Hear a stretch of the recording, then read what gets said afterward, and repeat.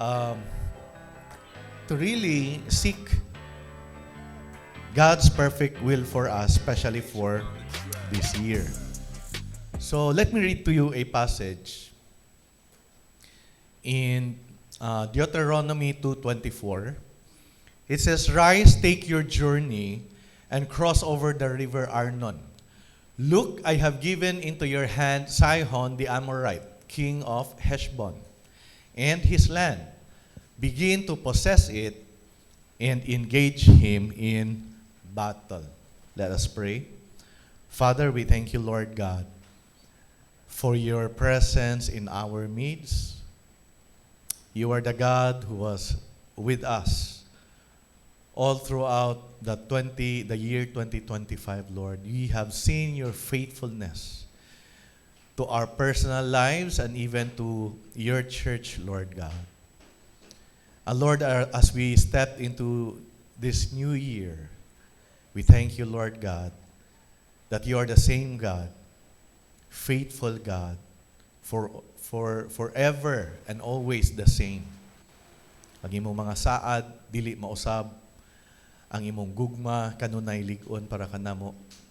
Ang imong grasya, magpabilin nga abundansya para kanamon tanan. Speak to all of us today, God. Give us a hearing heart, an understanding heart, to receive your truth, your word, and your promises for us. In Jesus' name, everybody will say, Amen and Amen. So, let's start this year with this series, Possessing God's Promises. Possessing God's Promises. So, let's start with these questions. What does God want you to do? Now, especially talking about this year. What does God want you to do? And where does God want you to go? And let's pause for a while. What does God want you to do for this year? Where does God want you to go? Especially karon nga tuig. Kay naa pa man kita sa sinugdanan sa tuig. Today is unsa man, January 4. So bago pa lang kayo, unsa may gusto nimo buhaton or gusto sa Ginoo nga imong buhaton? Ano gamay? And where does God want you to go for this year? Okay? Now, looking back in the year 2025, unsay decision nga imong gibuhat nga kung tagaan kag higayon nga imong usbon, gusto nimo usbon? What decision sa 2025 that you have made that if you were given the chance to change it, you would change it? Kaya siyempre, taas kayo ang 2025. Right? And was there something you wanted to do or wanted to try, yet you did not because for fear of failure? Na ba kay gusto buhaton, gusto sulayan, pero wala nimo siya gibuhat or gisulayan tungod kay mas nahadlok ka nga mopakyas ka. Amen? So pangutana pa lang daan no, murag, dagan-dagan tag hunahunahon. Dagan tag things to ponder. Now, it says in 1 Corinthians 10:6-11, wala na akong ibutang din ha, but all of the things that happened in the Old Testament, giingon din ha, are recorded for our example. Gisulat siya tanan. No, mo na giingon diya sa 1 Corinthians chapter 10:6-11. Tanan nga itong mabasa sa Old Testament, gisulat diya, recorded siya for our example. Unsa man nga example? Para pinaagi sa ilang mga kinabuhi, dili ta musipyat sa kung unsay ilang gisipyatan. Amen? Recorded for our example so that we through them might learn not to make the same mistakes that they made. But one of the problems in the body of Christ or one of the problems of believers today, unsa man, is that they don't know the Word of God. Many believers today do not know the Word of God. Many believers today do not know the will of God, do not know the promises of God. Mo agree ba ta na? So that's the reason nga daghan sa ato ibisan believers mo buhat og the same mistake sa ilang mga mistakes sa una. But everything that you will ever need or tanan nga imong i-deal sa kinabuhi naa diri sa pulong sa Ginoo. So the book of Deuteronomy was written by Moses, recapping what they've been through. 40 years in the wilderness. Og daghan kaayo nga mga lessons nga atong matun-an. So Moses was talking to the children of Israel. Mo na siya atong paghisgutan karon. Moses was talking to the children of Israel and giving them instructions what to do sa diha nga mamatay siya. Gatag siya instructions ba mo na iyong buhaton sa diha nga mamatay na siya, and how they should go in and possess the land. So baliko na to og basa. Rise, take your journey and cross over the river Arnon. Look, I have given into your hand Sihon the Amorite, king of Heshbon, and his land. Begin to possess it and engage him in battle. So all throughout this series, mao ni siya atong focus. One verse, puno kayo sa kamatuoran.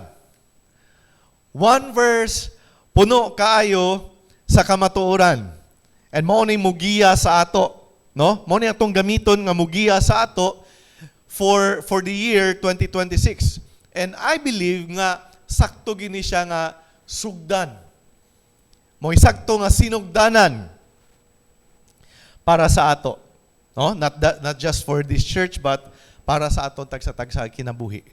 So, pinakauna sa tanan, most people take the way that they are born, what they grow up with as being normal. But God has something bigger and better for us. Unsa may pasabot niya na? Unsa may pasabot niya na? When it says most people take the way that they are born, what they grow up with as being normal. Kana bang natawo ko ani nga pamilya, so mo ni normal para sa amo. Natawo ko sa pobre nga pamilya, so normal ni sa ako og iyang gidawat nga mao pud ni ang iyang kinabuhi. Mo na siya akong gina-try to nga ipasabot. Nadaghan kay mga tao karon tungod kay natawo man siya nga pobre, nga gikan sa pobre nga pamilya, ug ang iyang panglantaw pod siyang kinabuhi pobre pod. Okay? Or natawo mo ko sa broken nga family. So expected nga kung broken nga family, sama pod sa mga tao nga natawo pod sa broken nga family nga ingani pod nga kinabuhi. Mo po ilang tan-aw nga amo po ni normal na mo. No? Kung unsay normal sa kalibutan or unsay normal sa kasagaran, imo po siyang dawaton nga mao po ni akong normal. But the reality is God has something bigger and better for us believers. Ang normal sa kalibutan dili pwede nga mo'y normal nimo kay naay giandam ang Ginoo para sa imo. Dili ka pwede mo ingon nga I came from a broken family. So broken gyud ko nga kinabuhi. Broken na gyud ingani gyud pareha gyud sa uban nga depressed gyud, nga hopeless gyud, nga luoy gyud kayo, and so magpabilin ka sa usa ka victim nga mentality tungod kay broken man ang akong family. That is not so. Amen. Unsa may dako kay nga diferensya? Naa kay Ginoo nga naay dako kay nga plano sa imong kinabuhi. That's a big difference. Right? So God has something bigger and better for us. Kana pa lang siya nga statement, if you receive it in your heart by faith, mausab ang imong panglantaw karon nga tuig.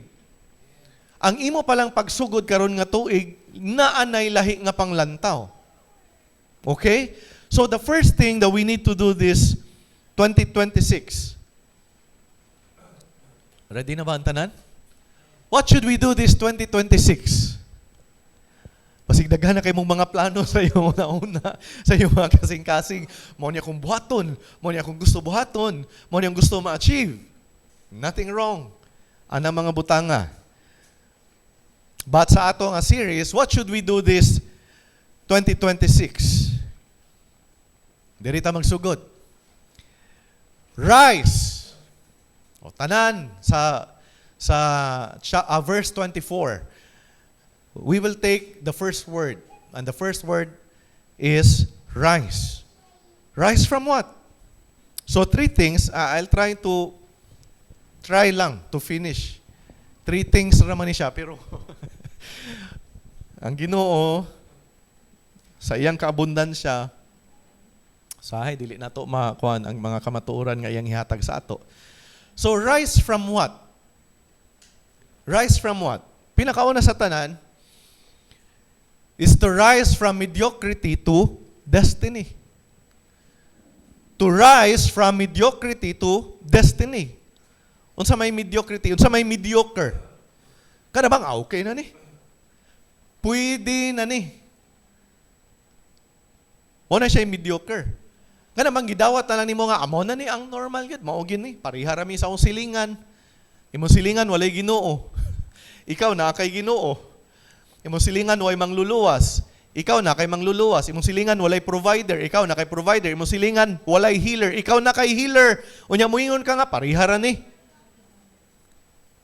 So rise from mediocrity to destiny. You have a destiny. All of us, asa naman to siya?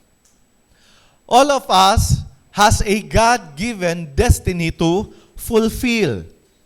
And we were created with a purpose. Kita tanan nga naa diri, naa tay God-given destiny. Naa kay purpose sa imong kinabuhi. Amen. So these people kaning ginaistoryahan ni Moses during this time, no, recapping all the things that happened. They had a cloud that covered them during the day, no? To cover them from the heat of the desert. And during nighttime, naay pillar of fire to keep them warm. Naa ang presensya sa Ginoo, naa ang protection sa Ginoo, naa ang provision sa Ginoo, naay manna every day. They were provided of everything that they need every day. They just have to pick them up. Naa na sila'y pagkaon kada adlaw. So kani nga mga tao, wala gid sila never nga nakatanom sila. Wala sila sukad nakapananom. They are used to wilderness living. Naandan ba? Unsay ilang natawhan, namatan, mao na to ilang gidawat, and wala na gid sila panglantaw nga napay better nga place compared to where they were during that time. So many of these people had adjusted to wilderness living. Unya ang ilang panglantaw, mao na gid ang natural, mao na gid niya akong kinabuhi. And Moses was trying to tell them, you've got to rise up. Moses was trying to tell them, rise from where you are. Desire for something different. Are you desiring for something different this year? Or okay na sa imo ang 2025? Okay ra gyapon to last year. Bahalag utrohon ra to tanan. Bahalag i-rewind ra to, okay ra to. This was what Moses was trying to say. Rise from where you are. God has something bigger and better for you. Desire something different. And maybe some of us have adjusted to where we are today. Kana imo na lang gidawat ang imong kinabuhi karon, okay na ni. Mao na ni nga kinabuhi, ang ani na gid siguro ni. You got to have a holy dissatisfaction before you can begin to walk in the destiny that God has for you. Sa gingon diya, you got to have a holy dissatisfaction. Unsa man ang holy dissatisfaction? Holy dissatisfaction is a divine discontent with one's current state or circumstances, which acts as a catalyst for seeking a deeper, more meaningful life or purpose aligned with God's perfect will. A holy dissatisfaction. Unsa daw na siya? It's a divine discontent with your current state. Kana bang unsa man ka nga state karon sa imong kinabuhi? Unsa man ka nga estado sa imong kinabuhi karon? Okay na ba gid na? Or are you desiring for more sa giandam sa Ginoo para sa imo? Amen? Kay if you have this divine discontent, mao din ni siya mahimong catalyst. You will seek for more of God. You will seek deeper. You will seek meaningful purpose. Unsa man gid ang purpose sa imong kinabuhi? Have you found God's purpose and will for your life? Kay kung walay holy dissatisfaction, then okay ra gid ka. Moingon ra gid kang okay ra gid. Right? So what we need is a holy dissatisfaction before we can begin to walk in the destiny nga giandam para sa Ginoo nato. So ang idea ni ini is that we have a feeling of unrest, a yearning for something greater. You are desiring for something greater. So muna siya maka-motivate sa imo, muna maka-inspire sa imo to pursue your God-given purpose. Kalabang, have you asked the question, is this all there is to life? Nakapangutana na mo, ana? Is this all there is to life? Siguro, para sa amo nga naana-ani nga edad. Nakapangutana na, di ba? Siguro sa mga younger ones nga naa din siguro wala pa. But for us, nga niabot na og ing-ani nga edad, nakapangutana na mao na lang magini ang kinabuhi. Ha? Mao ra bagini ang kinabuhi. Kana bitaw ilang giingon nga midlife crisis. Kadung na mo na nga term? Midlife crisis. Unya ang average raba daw sa life sa tao karon kay naana sa 80. And some would even say 70. Pero ato na lang ingnon nga 80. Okay? Ang average life daw sa tao karon 80. So sa ato pa, unsa may tunga-tunga sa 80? 40. Naana ka sa tunga-tunga di ay sa imong kinabuhi. Kung wala nimo na-realize nga ka sa tunga-tunga sa imong kinabuhi, mo na nang, I don't know, unsay tawag ana, pero kung makaingon ka nga, mo ra ba niyang kinabuhi na? Mo na nang gitawag midlife crisis. Kabalo unsay most reason sa midlife crisis? Kada bang na-realize nimo nga halfway na ko, unsa may significant ka ang nabuhat sa akong kinabuhi? Mo na siya yung most common causes sa ilang gitawag midlife crisis. Nganong na-confused ang tao. Actually, wala na-confused ang tao. Looking back, 40 years nga iyang gispend. Unsa may significant kid nga ako nabuhat sa akong kinabuhi? Mao bitaw nga ningon ko, satisfied na ba ka sa imong sa 2025 or are you desiring for more nga gikan sa Ginoo? Amen. Okay na lang ba ka ana tanan nga imong giagian? Now, I'm not saying nga wala gi kay gibuhat. I'm not saying nga wala gi kay achievements. I'm not saying nga wala jud kay mga impact sa society. Siguro naa, pero makaingon ka ba nga I could have done more. Right? Pero tungod kay na komportable ka, you're just comfortable where you are during the 40 years. Muna nga, looking back, nakaingon ka nga, I could have achieved more. I could have made an impact to more people. I could have glorified God more. Amen. Ang so tungod kay let me share this. Ako na lang nga personal nga story.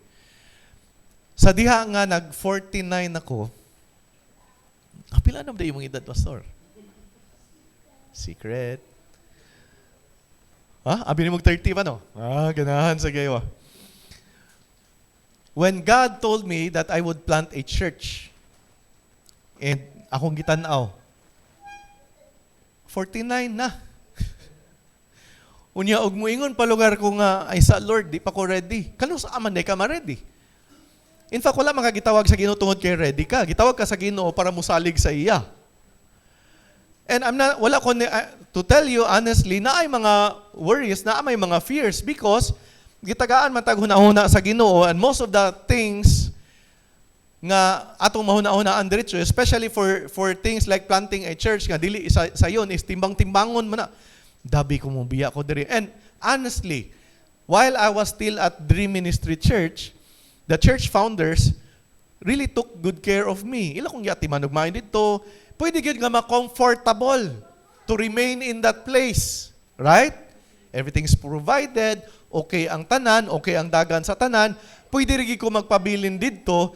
Yet in my heart, I know there's something bigger nga giandam sa Ginoo para sa ako. And ang katudiyang something bigger nga akong gakabati is to plant a church. So when God told me that you will be planting a church, niingon ko, mag-50 naman ko. Mahadlok pa ba ko, ani? Or masayang ang tanan kung dili nako ni buhaton. Kanun sa apamanday nako ni buhaton? Kanun sa apamanday ay? And if kung na ako'y realization ana sa una, while younger, 10 years younger, pwede gid unta. Pero, late bloomer. Late bloomer. Kay, gahi man kay patuuhon. But God is gracious and patient sa ako. Nga bisan og gahi kay palingion or patumanon, tungod kay ang iyang calling is irrevocable, wala mausab. Mo na nga, even if at 49 years old, naagi hapon diya ang iyang offer. Amen? To plant a church for His glory, for His honor. And so that was not really, honestly, dili to siya ingon nga automatic reason. Yes, Lord, because kay nga na ang kong pagtuo. No, I have to trust His word. Mas tuuhan ako ang iyang pulong kaysa sa unsay gadagan sa hunahuna. Mas musalig ko sa iyang opinion kumpara sa opinion nako. Dapat masaligan nako siya kumpara sa unsay akong salig sa galingon. Anak ko, di na pwede nga magtimbang-timbang kung kaya ba nako ni or dili. Di na ako magtimbang-timbang. Kung unsa ang gingon sa Ginoo, actually, church, ingani ra gid ka-simple gid ay. Do what God wants you to do. Without trying to calculate, without trying to weigh things, kung sa bagay sakto nga buhaton, kanus amang ko dapat magsugod. You know what? It doesn't matter. Do what God wants you to do. When you say, yes, Lord, I will do what you want me to do, then God will give you the time. God will give you people. God has given us this place. God has given us people. Amen? God has given us people. God has given us ministry partners. God has given you to this church. It's not an accident that you are here.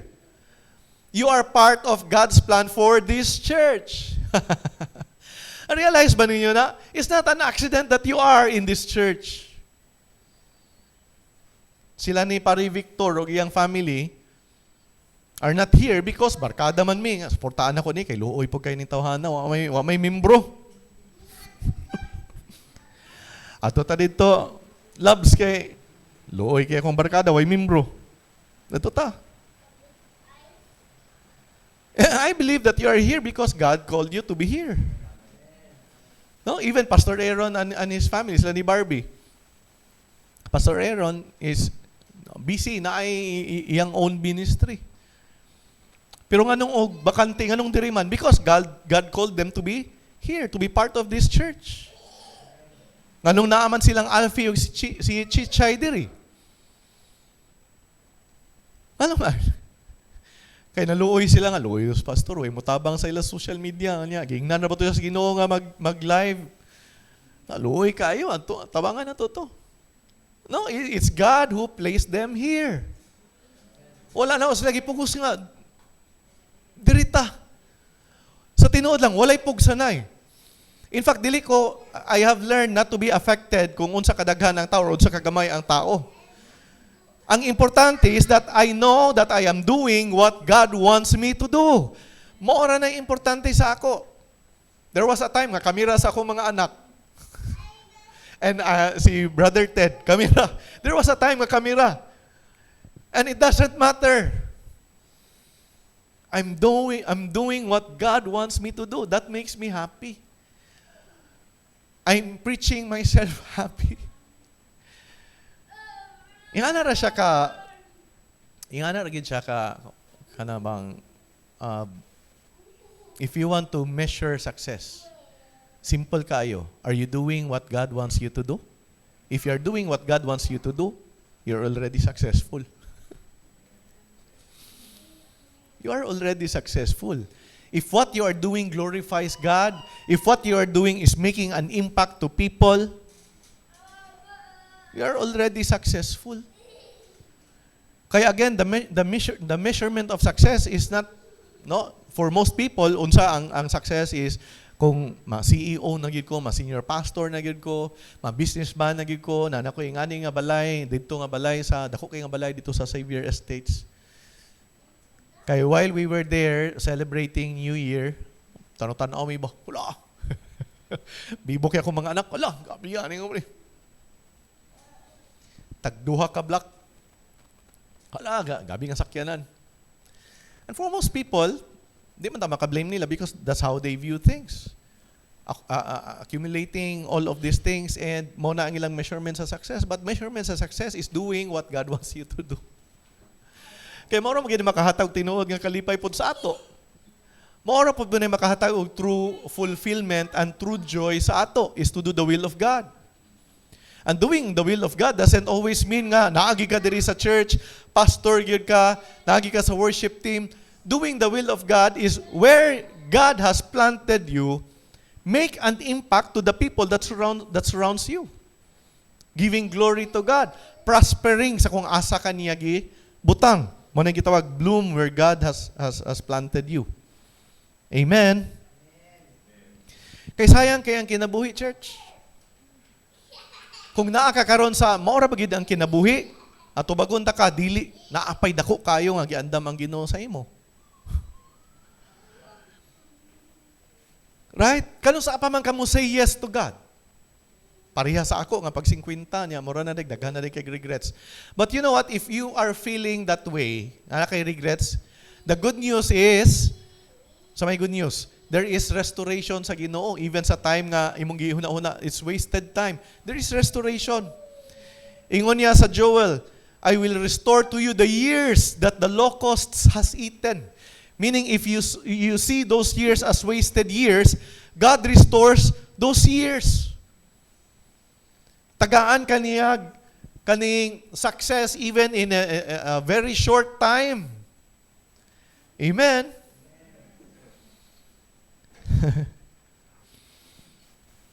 So, if nangutana ka, is this all there is to life? Mata sa buntag, trabaho, clock in, tanaw sa oras, pit na 5, clock out, pauli, tanaw TV, katulog, mata na sayo sa buntag. Balik-balik lang, pagkalunis, may nga kalunis na sad. Kaya ang imong tanaw sa trabaho, wa nakalalipay sa imong trabaho.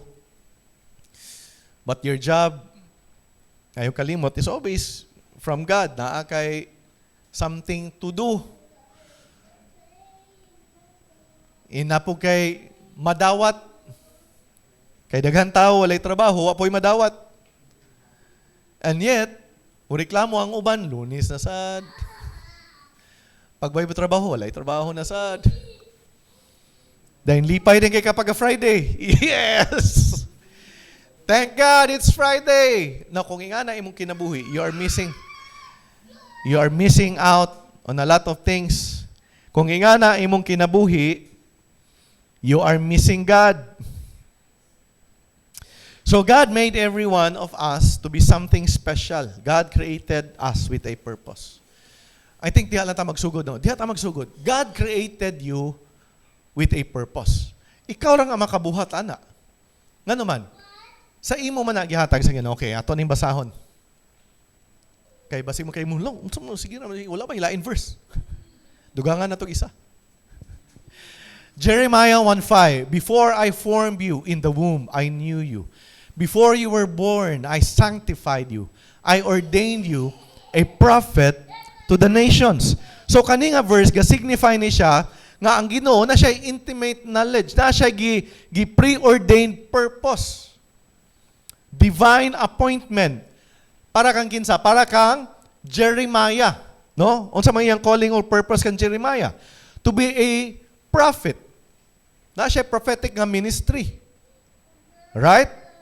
Even before his birth. So ato makita din ako sa ingon, before I formed you, I knew you. Kaila ang Ginoo sa iya before pa nga gihulma siya sa Ginoo sa womb sa iyang mother. Unsa may pasabot sa I knew you? Kabalo na ang Ginoo daan unsay iyang destiny. Kabalo na ang Ginoo daan unsay iyang purpose nganong buhaton siya. Now kana nga principle applies to all of us as well. Before ka gihulma sa Ginoo sa taguangkan sa imong inahan, kabalo ang Ginoo sa dalan nga imong pagalakwan. Kabalo ang Ginoo sa purpose nganong iya kang buhaton. Amen. Before you were born, I sanctified you. God already separated you for a specific purpose. Ikaw ra gyud ang makabuhat niya na walay lain tao. Siguro dahil mo ingon, pareha man may engineer. Nganong mo ingon man ka nga pareha man may buhaton? No. Naay giandam ang Ginoo sa imo nga para gyud sa imo. Walay makakopy, walay makareplicate ana, ikaw lang. And imagine kung dili na nimo lakwan, naay mga tao nga maapektuhan ana, kay naa may mga tao nga gibutang sa dalan sa Ginoo nga ikaw ang makahatag og impact ni ana. There will be people that will be blessed because you obeyed God's will for your life. The moment ka mo yung kayang, yes Lord, ako nang tumanon, there will be people nga maapektuhan ana. You will have a positive impact on people. Isa ka sa mga tao nga gamiton sa Ginoo nga makahatag sa ilang paglaom. Even in your workplace, you don't have to be a pastor para makahatag kag paglaom sa mga tao. Wherever you are, pwede ka mangumusta ana niya. Pwede nimo na siya ingnon ay kabala ka. Naay Ginoo nga nagpalangga sa imo. Kailan na ka ni Jesus? Wala pa. Paila-ila ta ka. Wherever you are. Whatever your profession is, naa kay opportunity to be a blessing to somebody. Amen, church? So, most of us wala na to nakita ang kabubuton sa Ginoo para sa atong mga kinabuhi. Wala pa na to nakita. No? We're just taking the easiest and safest path. Mura bag tubig ba? Kung ang tubig, imong ibobo, asa man na siyang padulong? Musubay na ginagay. Unsay na adya, asa man padulong tubig? Sa unsay pinakaubos gayang maantuan. Right? Unsay pinakasayon? Subay na gid siya dito. Pero wala tagi create sa Ginoo para musubay lang sa unsay pinakasayon. Amen. Basta kay walay risgo. Gusto ko magnegosyo pero kanang sigurado. Gusto ko Musukog ka ng dato ko, ay gusto ko masinso gayo. Pero murag hadlok man ay na lang. There's no such thing. Na ay risk, but you know what? When you are confident sa gugma sa Ginoo nga maguban sa imo. Ato itong ikanta ka ganina, ang gugma sa Ginoo, everlasting God. Right? Mo'y maguban gyapon sa ato, mo gyapon magligon sa ato. Yet, dili ta mo risk because we're so afraid of failure. 2026 na. Mahadlok pa ba kang pakyas? Okay na ko diri nga trabaho, comfortable na ko din eh. Bahala gamay rag sweldo, basta kay okay raman. Remember, God has something bigger and better for you for this year. Will you allow comfort nga mahimong babag para sa dako kayo nga buhaton sa Ginoo sa imo? The greatest failure of all is to do nothing. The greatest failure of all is to do nothing. So you need to start believing for something big. Amen. Rise up and do something. Amen. You can never outdream God. Amen. One more verse. Okay, we're just starting, pero no, it's already 30 minutes. 30 minutes na. And murag introduction pa tanan. Jeremiah 29:11. We're so familiar ani, di ba? So yun dia, for I know the plans I have for you declares the Lord. Kasi nag-declare. Ang Ginoo. Dili ni siya imo-imo. Ang Ginoo nag-declare ani. Naa siya plano sa imo. Plans to prosper you and not to harm you. Plans to give you hope and a future. So kani siya nga verse was spoken by God through the prophet Jeremiah, no? Para na pud sa Israelites. Asa man sila ani? Exiled to Babylon. Naasla, exiled sila. They were exiles. Yet unsay gingon sa Ginoo sa ila, I know the plans I have for you. Unsa may plano sa Ginoo? Plans to prosper you. While they were in exile, God told them, I have a plan to prosper you, not to harm you. Even while they were in Babylon, a place of exile. Unsa may pasabot niya, anak? Nag-assure ang Ginoo sa ila sa plano sa Ginoo for future restoration. Naay assurance, naay hope nga gihatag ang Ginoo sa ila. Naay gihatag nga hope for prosperity. Naay gihatag nga hope for restoration. Naay gihatag nga hope for abundance. Pero asa sila? While they were still in exile. Naa sila sa foreign land. Pero unsay gihatag sa Ginoo sa ila? Assurance of restoration. Maybe because there are people nga napakay better nga lugar ani. Maybe some people are feeling nga mura pang gi-exile. Kana bitaw mo ingon ka nga napabay maayo ani nga lugar. Mo asenso pa ba ko? And if you have been believing already, ang imo sigurong question, kanu sa aman Lord? Makagawas pa ka kung ani nga problema, makagawas pa ka kung ani nga sitwasyon.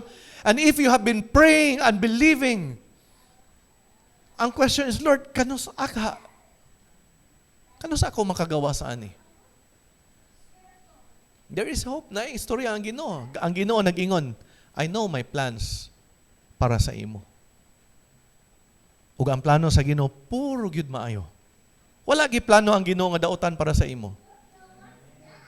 Wala, never ka makabasa sa iyang pulong nga nagingon nga, I promise. I promise that you will experience lack and you will experience sickness. That's why, ayaw gyud mong tuoan na nga ang Ginoo gahatag og sakit, ang Ginoo mo hinungdan nga naa ka sa kapobrehon, naa ka sa mga kakulangon. Yes, we experience these things in life. Kakahitabo na siya. Pero dili ang Ginoo mo hinungdan na tanan. Amen?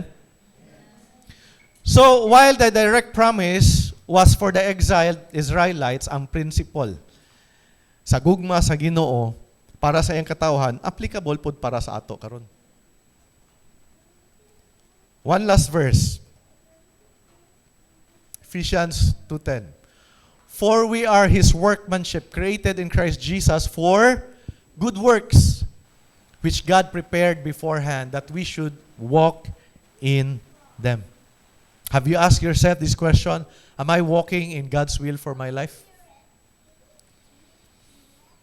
We are His workmanship, created in Christ Jesus for good works.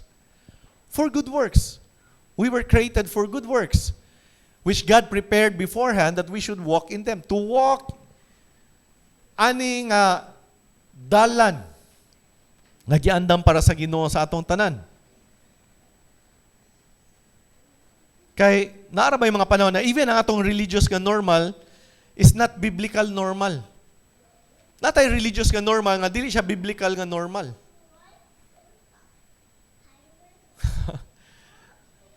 Mo tong niingon ko ganina, the problem sa believers, ignorante sa pulong. And that's the reason that many believers are still struggling. Many believers still stumble and fall with the same mistakes sa mga tao sa Old Testament or even the believers of the New Testament because they don't know the Word of God. They don't know the promises of God. They don't know that God loves them unconditionally. They don't know that God said to never leave them nor forsake them. They do not know that God will provide for their every need. They do not know that God is their healer. They do not know. Everything that we need to know is here. That's why, ayaw yung tanawa nga, ang pagbasa sa pulong sa Ginoo, requirement siya, obligation siya. Kristohanon ka, dapat magbasa kag Bible. Sa man imong Bible, imo man ang kabug-abugan. No, understand, you read so that you will know. So that you will know what God has for you. Grabe ni, nga riches. Kana bang kung ingnon ka nga, uy, kabalo ba ka nga, akong nabalaan ba? Sa luyo di sa imong balay, grabe man ding treasure din ha. Unsa imong buhaton sunod? Nagpalit kag pala or unsa ba ka na imong gipalit para dali siya kaluton, di ba? Kung nituog gyud ka. But many people do not believe. The treasures nga makita diri sa pulong sa Ginoo. Kay kung mutuo pa ka, imo na ning halongkaton. So may naa din ni. Amen. Amen. This is full of the riches of the grace of God. Na dinhi tanan. Mao ni ang key to seeing the promises of God nga atong makita sa atong kinabuhi ug atong sugdan sa paglakaw. That's why for this year, we will be boldly declaring, I will possess the promises nga gihatag sa Ginoo na sa ako. As long as you can stand things the way that they are, magpabilin gina din ha. As long as mo ka okay ra comfortable, magpabilin giga din ha. Missing on a lot of things. That's why kaning holy dissatisfaction is one of the greatest things in life. I'm not saying nga dili ka makontento ha. I'm not saying nga dili ka makontento sa imong trabaho kung unsay sweldo nimo karon. I'm not saying nga you will be bitter. But you need to understand that you should not settle for second best. You should pursue God's best. Amen, church? Daghan pa kayo ni siya, but naanatay place to stop. So this is a good place to stop right now. And we will continue next Sunday about this series. Amen? Have you received something this afternoon? I hope nga ang goal na to ani nga series is for us nga mapukaw ta ba from being mediocre. That's the saddest position in life. To be mediocre. Thinking this is all there is to life. When the reality is God has something bigger and better for you, especially for this year. Amen and amen.